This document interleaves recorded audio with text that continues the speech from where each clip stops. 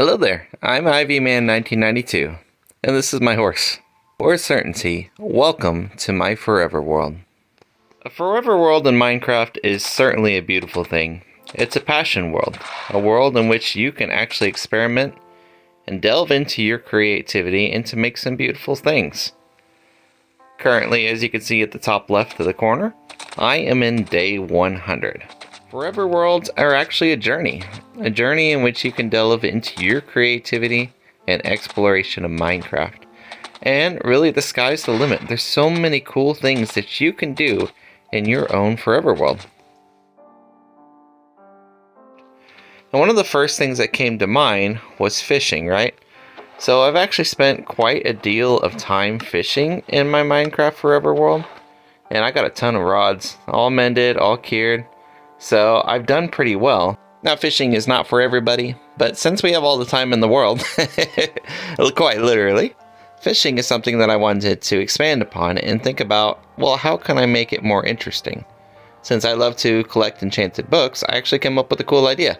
So I decided to write me a book, Volume 1 of Fishing Myths and Legends, and basically what this book is about is that every enchanted book has a certain number of enchantments on it. We take a look at page 2 there, we get to see different rarity odds, right? The more enchantments on a book, the rarer and harder it is to find those books, right? So for example, if you wanted to fish up a book with 3 treasure enchantments, that's a 1 in 20,000 chance of finding that book. Honestly, that's pretty sweet, right? I'd say that'd earn you bragging rights if you got friends on your world. This whole world started with this build right here. It's just a very small abandoned ruin, so you can see that the jungle logs are all spaced in with a little bit of acacia. We have some mossy, some regular cobblestone, and it's all surrounded in some fields that look like, villagers or wandering traders had actually jumped in. Or pigs, like it could have been those 2 pigs right there. And, this thing has been here for a little bit of time. I also have like a little mini tiny manual bee farm. So I wanted to get some honey. Maybe at one point in this world, I can make a big old honeycomb tree or something like that, right?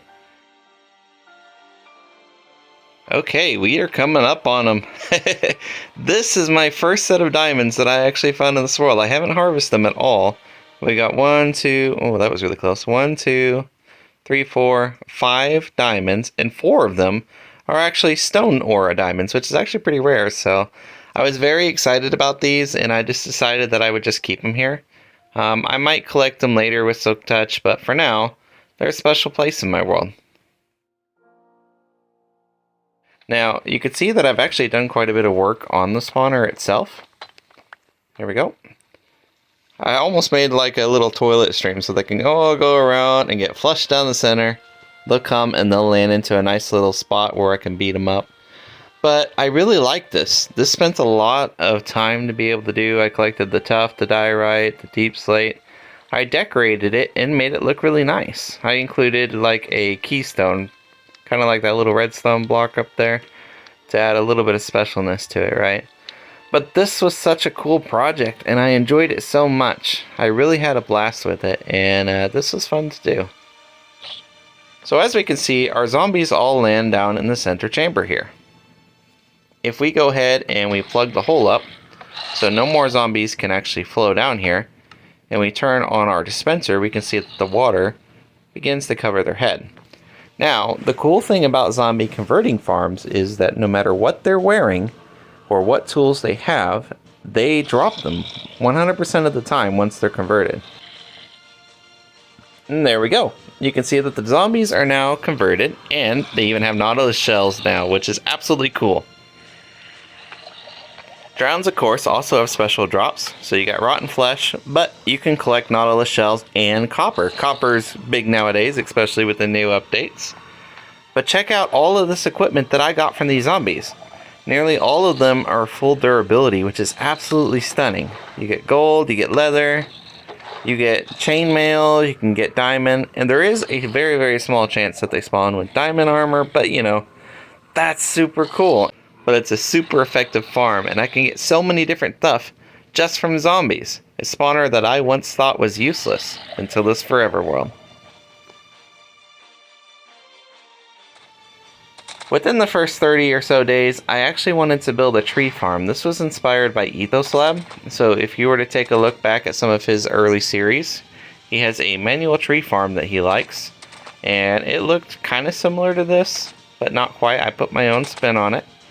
We used some birch wood, we decorated it with some sandstone, and this absolutely looks like a fantastic inner garden to a sand palace. All made out of terracotta on the floor, nonetheless. Took ages to gather, especially with just stone tools. I can't tell you how many stone tools I broke. Birch wood all along, cut sand slabs. I am really proud of how this turned out, and I sincerely mean that. You know, it's not easy to put something like this together in survival, and this is only the beginning. I actually want to build a huge palace all the way in the background up there. Maybe we can do some statues or maybe a gothic building of some sort that matches the sandstone aesthetic using calcite or white terracotta. I mean, it's really going to look pretty. And that is something that I can do in the future. He's not very fast, but boy, he jumps high. Stay here, little buddy. You got this. I love you. Yes, I do. Yes, I do. They don't even know. I love you. He's like, what? Why are you making a fool of yourself, Ivyman? Yeah, that's okay. But you know what? I'm having fun, and check this out. This is my storage area, or at least what it's about to be my storage area. I think it turned out well. So much well that it actually started to grow on me. I decided to use it as insets. So as I go around, these are going to create staircases. I'm going to have a wheat farm underneath here in several layers that'll grow. This is going to be my starting storage area, right? So all of these are kind of deep to where I can just put barrels in here or chests. If I want to experiment with a little copper golem guy when he comes out, I can place him here. And he can just have fun sorting this around. All the holes in the ceilings have torches currently. Not torches, that's weird. But torches. I want to get a frog light farm and fill those in, and I think that would look really cool, but the aesthetic right now, oh, yeah.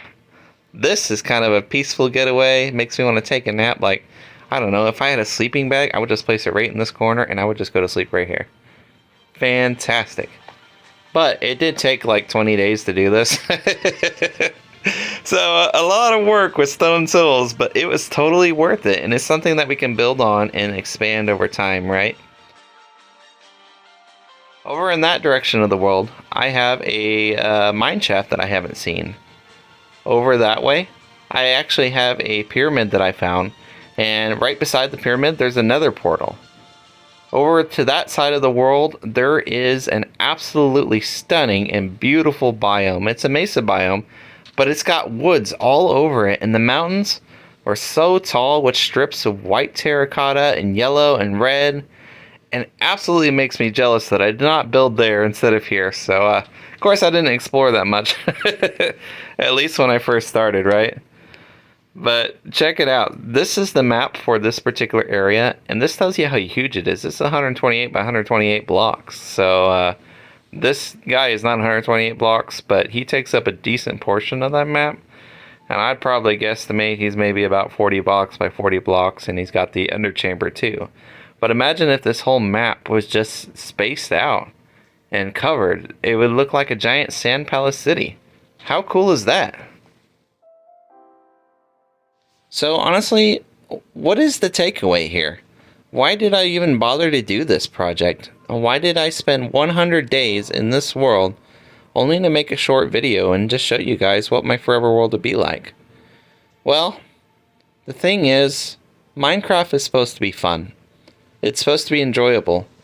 And so many people out there today, they make these awesome and beautiful things that are just out of reach for normal players. Mega builds are a perfect example of that. Racing to the end. Within the first 10 days or 20 days or 30 days of Minecraft, full diamond or netherite armor, all of that is beyond the reach of normal Minecraft players. And really, I just want to share my passion with you and just take a slow step back. Realizing that forever is definitely forever if you want it to be. But it's a forever that you can create a beautiful world and share it with others. So start your forever world. Have fun. Build passion projects. Fish. Create new projects. make a zombie converting drown farm, or just anything that you think is cool.